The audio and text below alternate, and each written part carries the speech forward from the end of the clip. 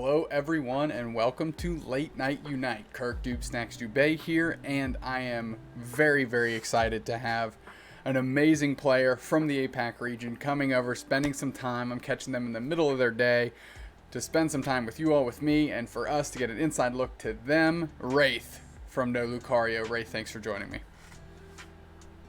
Hey, thanks for having me. Hi everyone.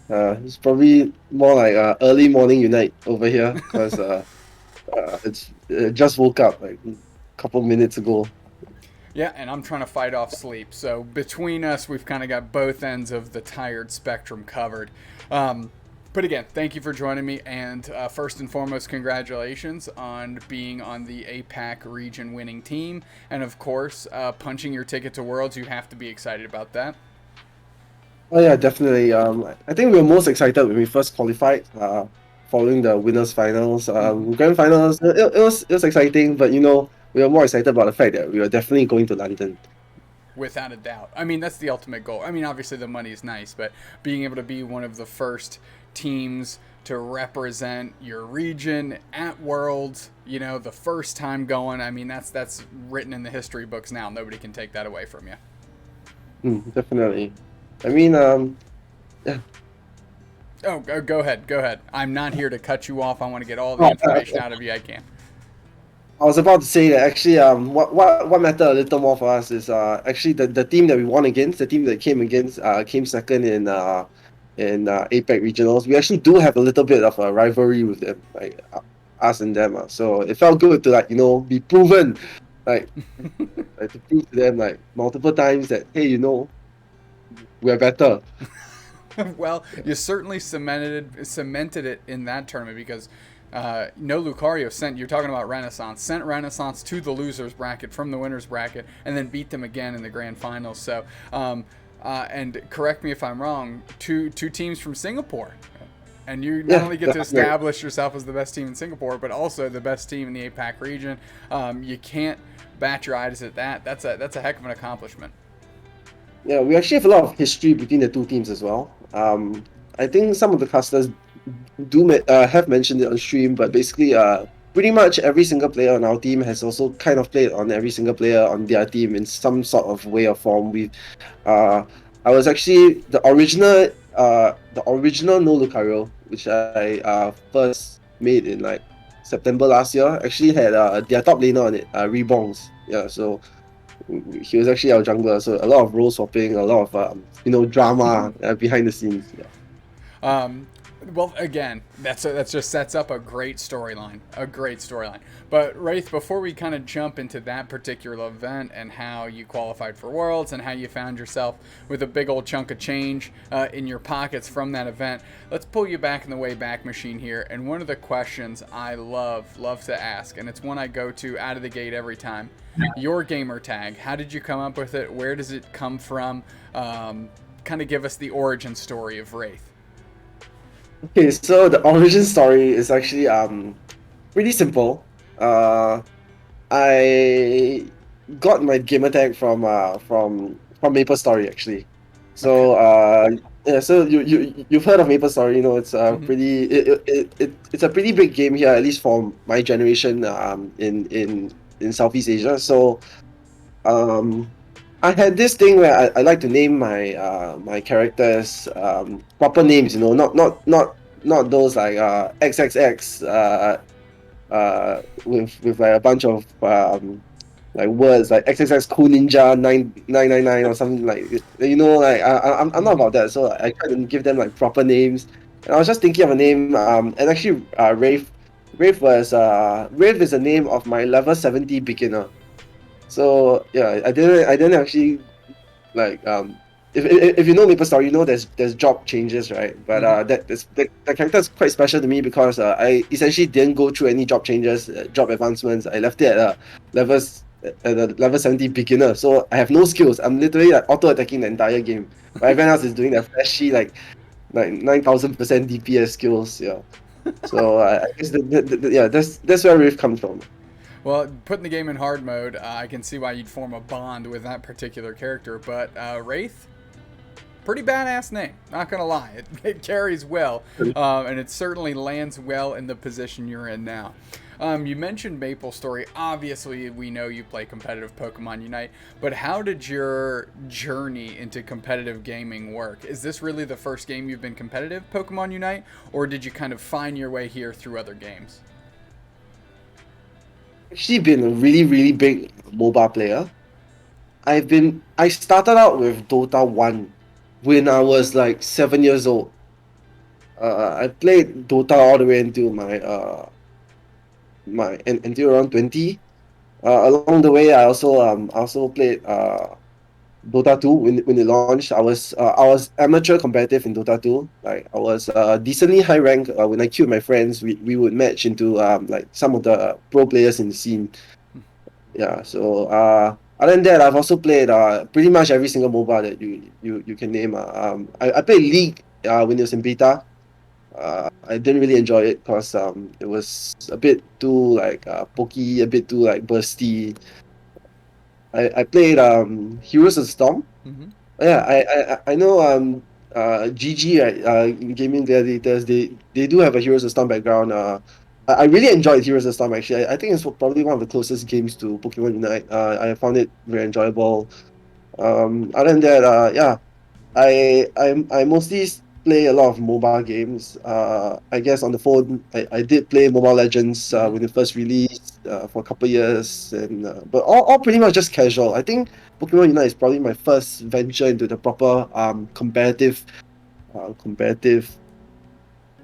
arena. Yeah. Well, you certainly crushed it in your first attempt as you found your way onto noLucario, the team that does win the region and qualifies for Worlds. How did you realize that was going for you from a casual thing to a competitive thing? And then what kind of adjustments did you have to make for that specifically? Okay, so when I first started playing Unite, I joined the day of the day of mobile launch. Yeah, I'm a mobile player. Actually, uh, I got into the game because I've always been semi keeping up with like Pokemon related news. I do watch a lot of VGC videos on my free time. Uh, and this game looked quite interesting. I combined like two of the things that I kind of like Pokemon and like mobile. So I was like, Mm-hmm. hey, sure, let's try it. Right. So I gave it a go. The initial phase, what made me feel that it was going let me think like what where did I can't exactly place my finger on where the transition actually began from when I thought, oh, actually like this is a casual thing to a competitive thing. But I guess it started off with like uh during my start, within the first couple of months, I did try my hand at like forming a few teams. Mm-hmm. Pretty much, yeah. So we started entering some like local competitions that were starting to pop up at the time as well. And initially, we thought we were just doing this as a casual thing, as for fun. And then we started doing well. And then it just so happened in late December or early January of the year, the Pokemon company decided to release their news about the World Championships. And I guess from there it was just like, oh, like if we continue performing at this level, this could be a thing that we are actually considering. Yeah. So I guess from there it was just like, okay, we just see how far we can get. But as the more and more we played, I guess I've actually been on several different teams leading up to the World Championships, leading up the regional qualifiers, and I guess it was really more of like oh, like we are doing quite well. I did manage to win like uh qualifiers, make cup. I think I won Fab Cup as well. Yeah, so like I guess we had it was just like why not, you know. Yeah, I mean, once you actually see that there's something real on the line, it makes it a little bit easier to go, okay, let's switch gears and really take it from our local competitive events to try and get, obviously onto this world stage. Let me ask you this. What were some of the other teams you've played for, and why did you kind of go from one team to another? Was it a camp? I mean, I'm not trying to like, you don't need to stir up the pot or Uh, anything. Just for you personally, was like, hey, it's time's up, move over here, or did somebody come and get you? Like, hey, we really need a bot path attacker here, so you want to come our way here, or your Venusaur is absolutely disgusting, and that fits a big void for us. Come on over. Okay, so I actually founded the original iteration of noLucario last year. We played all the way until early Gen. So during that time, my the first iteration, we were actually quite successful. We were winning a lot of local competitions. We were essentially the team to beat in Asia Pacific as well back then. But it got to the point where I realized like this. I think like I felt like I mean the main issue was a few of my team members they foresaw themselves having commitment issues as the years go by because real life commitments. Okay. So yeah, so other than that, we started training less and less, and I started thinking that actually I didn't feel that that iteration could make it to World Championships. So I actually disbanded the original iteration, and we all went our separate ways. Uh, I found myself next on this team that a couple of guys from Singapore were actually trying to start. I was on Team Divinity. Yeah, Okay. so it was a combination of a bunch of players that I thought were all pretty skilled. We did manage to place first in Fed Cup with that team, but Okay. shortly after that, that team also kind of like fell apart because basically I think one of our players from Philippines, he kind of had a kind of like a mental breakdown, I guess, but not really, not exactly mental breakdown, but I guess like he suddenly started doubting himself a lot, and it really reflected in his gameplay. And basically, no matter how hard we tried to encourage him, we tried both carrot and stick, we tried everything, but it just didn't really work out. And since then, like all the way up to from winning Fed Cup, like it's pretty funny, right? Like I think I always joke with my team that I've been in this unique position where I've won several tournaments and immediately disbanded my team right after. So it's quite like typically it's the opposite. But yeah, so since Fed Cup we kind of like struggled to find a proper five and all the way up to AOS Cup. Like we didn't participate in AOS Cup because last minute we qualified, but last minute we had to pull out because we had members with that were arguing, and then right after that, I decided I was pretty much done with the whole thing. And I told myself if I can't find a proper team to play with for regionals, I'll probably just not enter at all. Then so back then I was with KST and Dev already. Like we were quite sure we wanted to try something, but we just didn't know if we could find any other players. But just so happened, Solo and I decided to take a chance on us, and yeah, that's how the second iteration is born. And where does the team name come from, No Lucario? Oh, okay. Honestly, like I mentioned, I played a lot of Dota too. Mm-hmm. When I was coming up with team names, I was just thinking what kind of tag would kind of like look nice, you know. And I was thinking back like to like Dota to one of my favorite teams was actually there's this hero in Dota 2 called Tide Hunter. It's pretty much like the Blastoise of Dota. And you know with the huge unite that kind of thing, and basically it used to be so OP in one patch that a team named themselves No Tide Hunter after it. They yeah, so they went on to become Alliance, I think. So if you've heard of them, like they went on to win like this was in way back in 2013, I think. Yeah, so it's kind of inspired by that. You know how Lucario has been consistently OP for like the past like Ever? yeah for like yeah since ever. So yeah, and Well, I guess the NL looks nice as well. yeah, I mean, it looks nice. I like the lowercase n capital L look. I think that's really clean. Just good branding from top to bottom, and a great logo too, which obviously it cannot go unstated. So, you find yourself in the second iteration of No Lucario. You guys are gearing up for the regional championship. And you all did not compete in May, correct? We competed in May. We didn't compete in the AOS Cup. Okay. I, Okay. I didn't compete in AOS Cup, but we won May qualifiers. We won May Cup. We won another APAC tournament in between May Cup and regional finals, and we won regional finals. So it's been pretty much dominant since we entered the scene. Beautiful set of results. So you've got the makeup, so you don't have to go into that crazy last chance qualifier blender, which is obviously great. Yeah. And you walking into regional finals, confidence level pretty high. I mean, you just said you're off the back of two big wins. You have to think that you're heavy favorites going into that one, right? See, we were kind of confident at the same time, not really, because like I mentioned just now, like the week leading up to regional finals, we actually had a lot of arguments on our team. We spent the whole week pretty much arguing every single night on like what our pick should be, how we should play, like yeah. But I guess like we kind of figured things out by group stages, and I guess it showed. Our gameplay got cleaner as the games progressed. I mean, once my jungler finally got his way and managed to get me to play Venusaur, I think the games were a bit more cleaner from there as well. So let's talk about your Venusaur. I mean, obviously, you're head and shoulders above most when you play big Venusaur. But we were talking a little bit before we went live here. You don't actually really like playing Venusaur at all.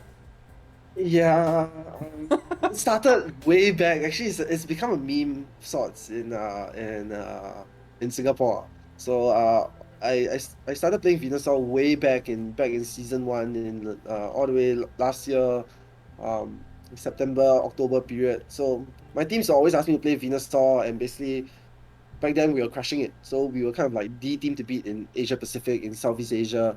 We did win a bunch of Southeast Asian tournaments as well. Uh, but I just don't find the hero very fun. It's just like, okay, farm up, hit your scaling, get your 7, get your 13, and then just fight, and then just don't die. So it's not very interesting. So to me, I've never really enjoyed it, but everyone back in Singapore kind of like it's always like, Rafe has to be in Venu jail. Every time I play anything else in rank when I used to stream, they will all spam the Venu jail emote and say like, where's the Venu? Why are we playing this? That kind of thing. Yeah. Yeah, I mean, forbid the fact that you get an opportunity to play some of the other characters in the game, right, and have a little bit of fun. Yeah. Everybody's trying to put you behind Venusaur jail bars. So what were the arguments leading up a little bit to the event? I mean, you said there was some arguments, a little bit of maybe not like true tension, but a little bit of tension going on as you all are trying to find your footing. And you said you finally kind of found it in group stages when you did flip back into Venusaur. But what did those conversations look like up to that point? Okay, so basically, we kind of have been arguing before every single major tournament about the lineup we're going to use.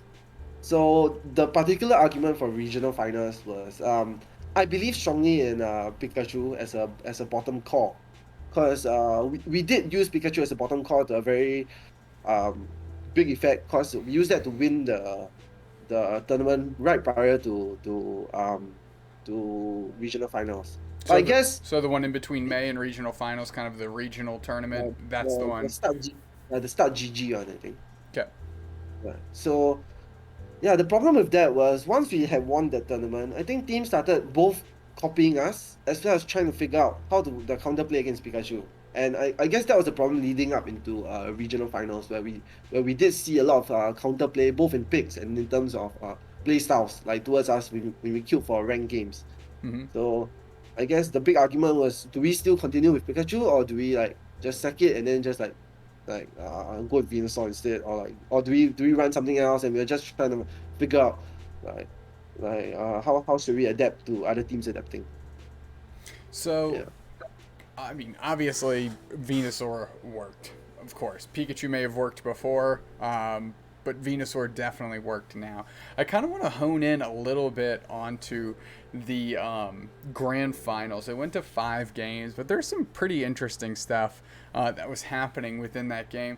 And I would say, you guys, you kind of, I guess your core squad was what? Blissey? Was it Blissey, Hoopa, Venusaur, Sylveon? And There it was, Zarina. and Zarina. That's right. I was like, there is no Lucario, and I remember like distinctly, no Lucario was playing no Lucario.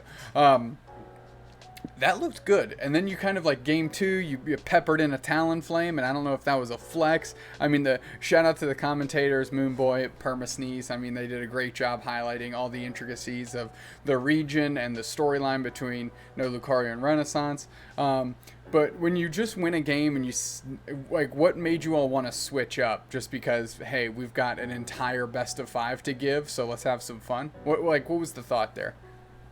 Okay, honestly, our initial plan going into the grand finals was, hey, when London raid, we pretty much just wanted to like, actually, honestly, my team, quite a few of them were down to like just have a bunch of chill games to like de-stress. So we actually wanted to go with just a bunch of like random ass picks for like for the first game, I think. But I guess like we decided to take it seriously in the end, and the Sylvan pick is something that we've been practicing for quite a while. I think like Dev, our jungler, feels our central area player. Mm-hmm. He feels very, very comfortable on Sylveon. And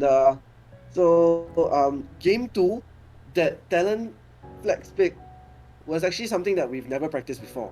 Okay. But we do know that it's one of Dev's probably like his best heroes. He used to play a lot on his previous teams, but just on this team we didn't feel the need for a talent flame. Okay. So he was just like, trust us guys, and we were just like, okay, sure. Like we are like coming off the win, we were just like, okay, sure. And then yeah, so uh but after the tournament we discussed and we felt like it actually probably might not have been the best idea to bring on the talent flame in game two, and he was like, yeah, we all agreed on that pretty much. So I think you guys, your squad switched back to what they started with in game one, and here comes Renaissance with this central area Zero Aura, and I'll tell you what.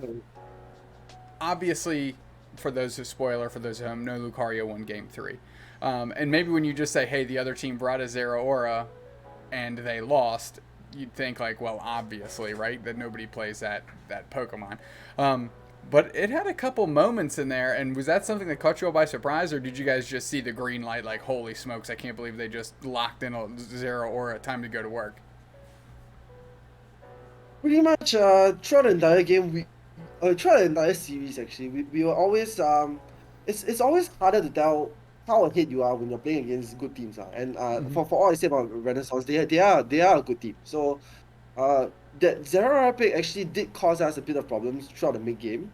But honestly, I felt I'm not too sure about my teammates back then. Maybe a few of them were worried, but I always felt Zera's weakest in Z5 towards the last 2 minutes. I just think Zera Aura doesn't offer enough. Once if you're playing Spark Wild Charge, the moment your Wild Charge ends, you're kind of like caught in the middle of five, and if you didn't kill anyone, you're kind of like you're kind of dead.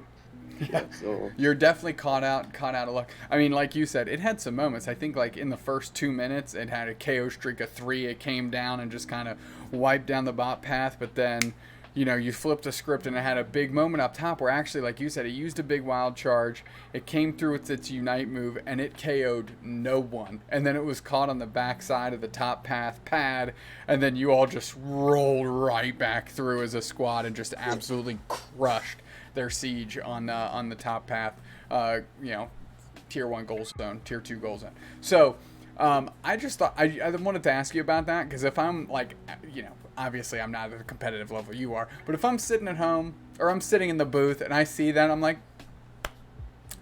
it's either going to look great or it's going to be a head scratcher for a long, long time by a lot of people. And I think that's kind of what it ended up being. Like, it had some moments to shine, but at the end of the day, like, are you really an MVP if your team loses? You know what I'm saying?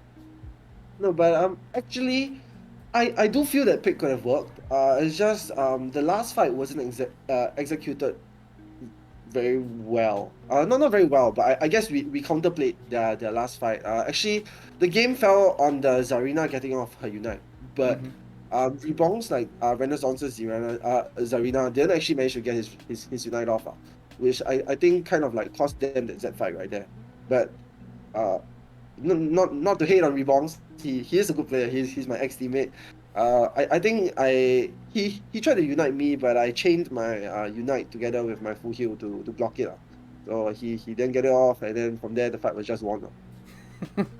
Well, it worked out because we're moving to game 4 here, and this is when Renaissance kind of came back. They went back to their Talonflame kind of, excuse me, bread and butter, and they're able to take game 4. But I want to highlight game 5 because you just turn into a mutant in game 5, and you had some really big moments, especially I believe it was a KO streak of 3 near the end, and really just kind of taking over, opening the door for your Zarina to get a KO streak as well, and it was just kind of absolutely mean. So walk me through just game 3 and how you were feeling, because it felt like you guys started a little bit behind but then came back for the Zapdos fight, making some very unique pushes on different goal zones. You're referring to game 5, right? Yep. Or game 3? Oh, game. So, um, I guess in general, whenever we play against good teams like Renaissance or some of the other teams in the region, we do find ourselves uh behind early game.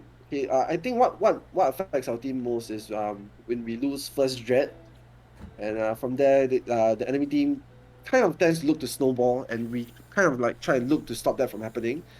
So I guess our general game plan around that is just to find whatever ways to get claw back any small advantages we can find, be it even if it means dunking, dunking here and there, or just finding ways to jack the enemy's farm or looking for pickoffs. It's just we don't really have a fixed game plan, but it's more we're kind of reacting to how the enemy plays, and we're just trying to read them and trying to play accordingly. Yeah. Um, So I guess that's our general mentality going to the game, and that's kind of like how we try and come back um, from like early game losses. Yeah, I mean at the end of the day, it's always a Z fight. Uh, I like to say Pokemon Unite, you're always 2 fights away from winning the game. You just need to win 1 fight before Zap, and you just have to win the Zap fight.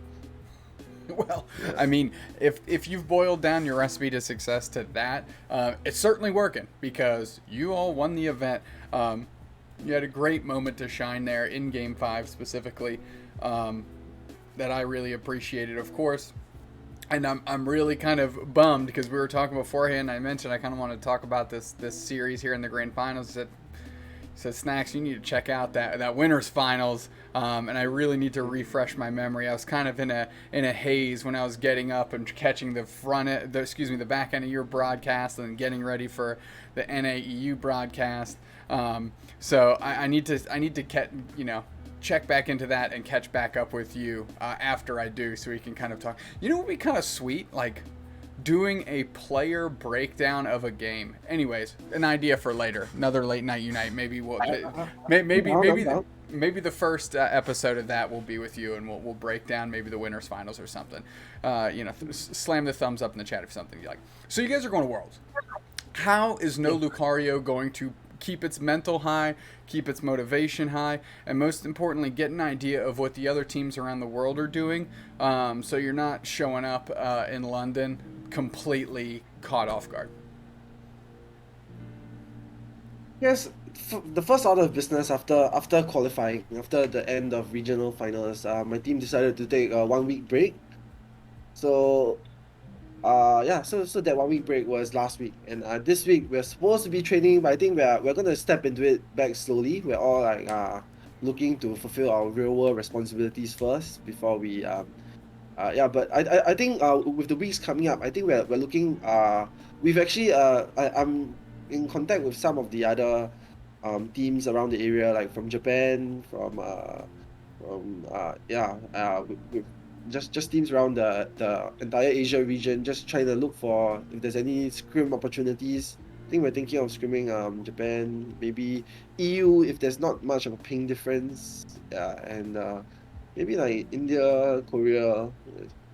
Yeah, just all the other teams that have qualified, just to get a general lay of the land.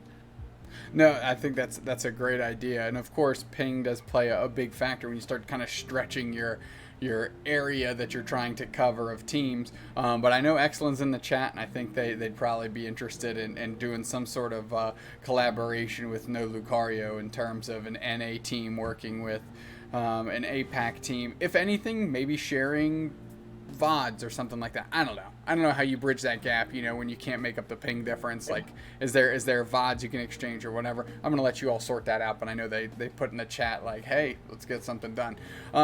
So for you yourself, what is something you're gonna try and keep to make sure that you're ready to go in August? Because of course, I mean, now that you've gotten the opportunity, you certainly don't want to squander it. What is something I'm going to try to keep to? I guess, um, I guess just the mentality going in that we have like personally, I'm just going to try my best. I'm going to do the best I can. Uh, However the ball falls, however the cards fall, I guess that's that. But it's important to I guess be able to walk out of the World Championships in August knowing that we've done our best and with our heads held high with no regrets. Um, I love that. I love that. You gotta strive to do your best, but of course you can't hang your success on whatever the end result is. There's a lot to be said about the journey, and of course how you move past that point and how you continue forward. Switching up big time gears here, Raithe. You said you're a Pokemon fan. You keep an eye on the VGC scene a little bit. You watch some videos there. If you could add a Pokemon to Pokemon Unite, what Pokemon would it be, and what role would it be in? Yeah, I've answered this question multiple times. On I think on another interview with I think Artisan a couple of weeks back. One of my favorite Pokemon by far that they have actually announced to be contemplating to adding to the Unite roster is actually Wobbuffet. And since they've announced it, like I think like a few months ago, I've been eagerly waiting for the release of Wobbuffet in Unite. I just can't wait to see it. I think we need a bit more like Pokemon with a few more Pokemon with kind of like unique mechanics. And if you know anything about Wobbuffet from the main games, it doesn't really have any offensive moves on its own. It's all about that counter, that mirror code. So I'm just excited to see how they'll adapt it to the Unite game. Well, I'm sorry Yeah. you answered that question already. RT is in the chat right now with the big old oof laying that in. But of course, we're trying to give Ray some shine to the NA and EU folks that might not know that Yeah. answer already. So we went ahead and did that for you. Um, It was Ray, a plug for Artisan's stream actually. yeah, always check out RT Yeah. stuff. Absolute legend. One of my favorite people, and somebody that I've grown a friendship with through the time. We've gotten to cast together. Amazing. Who gave me the scoop? Who helped you and I get linked up? Amazing. RT doing the work to bring us together across this big old world of ours. So big old shout out to RT for sure. Raithe. What's this people are saying in the chat that you got to go back to work 2 minutes ago? I have no clue. It's just Tishat being Tishat. I genuinely have no clue. I'm currently not actually working. I'm still studying, so I'm still a student. Well, my friendship with Raithe has ended. Oh no. Okay, so you're still studying. That's very important. I know what that's about. I actually just went back to school and graduated. I'm terrible at school, so kudos to you if you can get that done. Raithe, when are you done studying so you can get back to streaming Pokemon Unite? The question that everybody's clamoring about. I mean, if the underlying question is really more about when am I going to start streaming again, honestly, uh, I would love to start streaming again. It's just that my stream, like I mentioned just now, it always dies. I don't think my studies are getting in the way of me streaming, but I think it has to do more with my phone because my phone kind of like I stream direct from my phone to Twitch and basically it has this habit of crashing every 15, 20, 30 minutes or so. And I'll just have to like restart the entire stream while my viewers are just thinking like why is the screen black? Like what's happening? And it happens consistently. I think probably because I'm using a budget phone. So Well, you did just get a big old chunk of change sent your way, so maybe that's the way to jumpstart that action here or the next step forward. Raithe, my important question from me: yes. why aren't you on Twitter?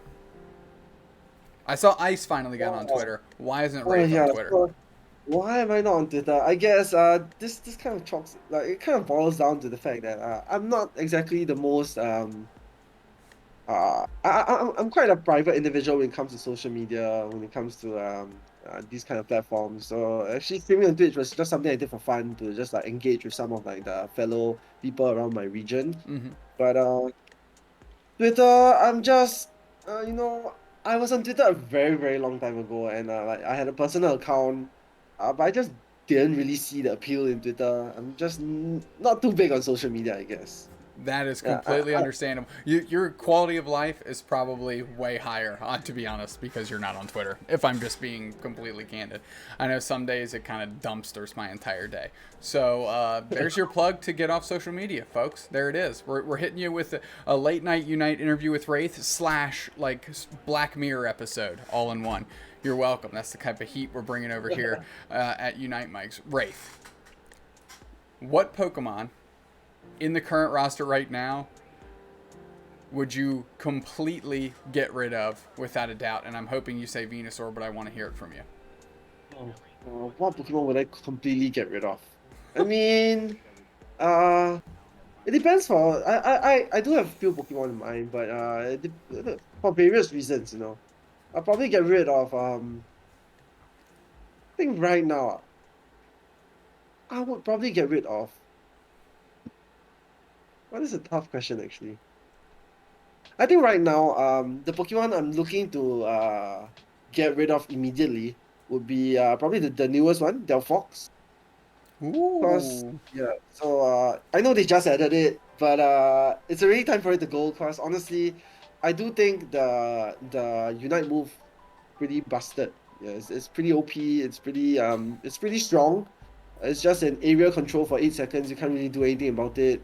You can't defend your tower. You literally can't do anything. You just have to get out of the area or just die. So other than that, I'm probably looking at I would like to remove. Maybe I would actually remove Lucario. Okay, and um, if not for the fact that I don't think it's that busted now, but uh, I have a teammate, you know, my top player Solo. He loves Lucario and he's just always wanting to play it. And honestly, I'll just remove it to just get him to stop playing it, you know, like because he's always asking to play it in scrims, in ranked, in tournaments, even though it might not be the best pick for the team. Solo is in the chat saying Luca is good. So shout out to Solo for being out there. Absolute nasty business with Zarina as well. I do believe that was Solo playing that character, if I'm not mistaken. Yes, yes, that was Solo on the Zarina. Looking crisp. KO streak of 4 at 1.2. Absolute nasty. Okay, so Raithe, we're kind of reaching the end of this line here, but I do want to give you the opportunity to plug your Twitch or shout out your teammates or shout out whatever you want to do. The floor is completely yours. Please take it away. All right, so I guess first of all, thanks so much for having me. Doobsnax, like it was a good time being here. I enjoyed talking things with you. Just getting to know more about you from your end as well. Probably not as much as you've gotten to know me, but I mean, there's always the future collaborations with it, right? Oh yeah. Wink, wink, player perspective. Yeah. Other than that, I guess I just want to give a shout out to my teammates. So thanks for uh going through this incredibly tiring training process where we argue every day like together with me. So shout out to Solo, KST, Dev, and Ice. Yeah, so Ice is on Twitter. So if you guys are looking for any NL related updates, you can go over to his Twitter. His Twitter is twitter.com/NL_ice2, if I'm not wrong. Yes. Um, NL_ice2. That is his Twitter account.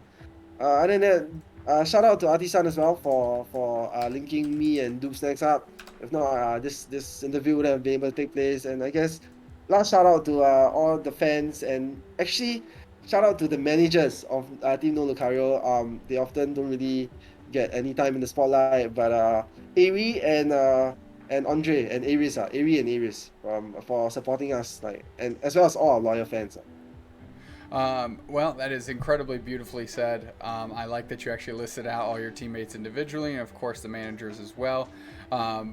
I want to thank you so much for taking the time to, it's a weird time of day for you for sure, for taking the time to spend, 40 minutes with me, and making sure that I can bring this awesome interview to the folks on this half of the world. And of course, congratulations going to Worlds, APAC Regional Champion, noLucario, off the back of the nastiest Venusaur going right now. Raithe, you dirty, dirty dog with that dinosaur. Holy smokes, it looked good. But I need to close out my stuff. Find us on Twitter at Unite Mics. Find me on Twitter at doobsnax. Find my partner in crime, partner in casting, Zoinks, at ZoinksCasts on Twitter. If you are right now in the stream, please consider using your Prime sub or your regular sub to kind of support our emote initiative. You'll get all our cool emotes, but of course, we don't take any profit from Unite Mics, so any money that comes into the account gets donated every month. We actually just donated to the Indian Residential School Survivor Society. It's a great cause up in Canada. So anyways, if that's something you're interested in, throw your Bezos bucks our way. We'll make sure they get donated to a good cause. That being said, on behalf of Raithe, I'm doobsnax. Peace, love, and hug. We will catch you next week for another episode of Late Night Unite. And holy smokes, it's going to be tough to top this one. APAC champion, Raithe. Oh boy. Gotta catch 'em all.